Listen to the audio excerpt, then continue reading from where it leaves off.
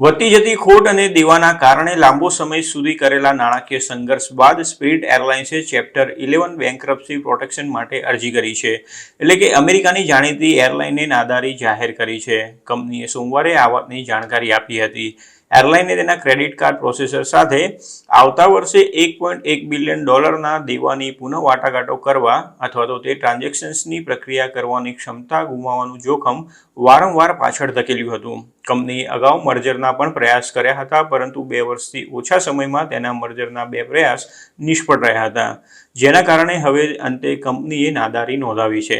Spirit એરલાઇને તાજેતરમાં frontier સાથે મર્જરનો પ્રયાસ કર્યો હતો, જ્યારે તે પહેલા તેણે જેટબ્લુ સાથે પણ મર્જરનો પ્રયાસ કર્યો હતો.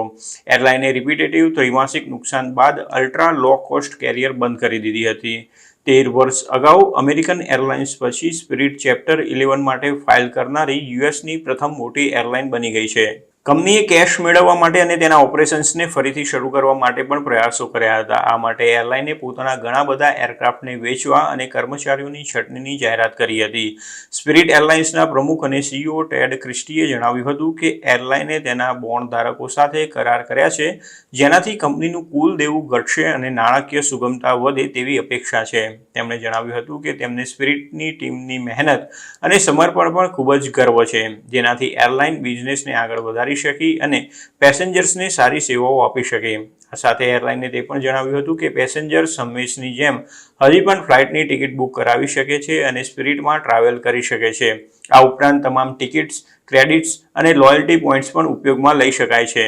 સ્પિરિટ એરલાઇન અન્ય એરલાઇનની તુલનામાં ઘણી સસ્તી ટિકિટ ઓફર કરે છે. સીટ અસાઇનમેન્ટથી લઈને કેબિન બેગેજ સુધીની દરેક વસ્તુ માટે સ્પિરિટના ભાડા ઘણા સસ્તા રહેતા હતા અને સ્પિરિટનું બિઝનેસ મોડલ બાર્ગેન હન્ટિંગ ગ્રાહકો સાથે સફળ રહ્યું હતું. તેની બેરબોન્સ સર્વિસ સ્ટેન્ડ-અપ કોમિક્સ માટે પણ ફેવરિટ પંચલાઇન બની ગઈ હતી. સસ્તા ભાડા અને એડ ઓન ફ્રી મોડલના કારણે સ્પિરિટની સફળતાને જોતા ડેલ્ટા, અમેરિકન અને યુનાઇટેડ જેવી મોટી એરલાઇન્સને પણ તેની સેવાઓ આપવી પડી હતી. જોકે કોવિડ-19 પેન્ડેમિક બાદ સ્પિરિટ એરલાઇન સંઘર્ષ કરતી જોવા મળી હતી. પેન્ડેમિક બાદ એરલાઇન ઇન્ડસ્ટ્રીમાં ખર્ચામાં વધારો થયો હતો અને ટ્રાવેલ પ્રતિબંધો હટાવ્યા બાદ સ્પિરિટના નેટવર્કની બહાર ઇન્ટરનેશનલ ટ્રિપ્સ માટે બુકિંગમાં વધારો થયો હતો.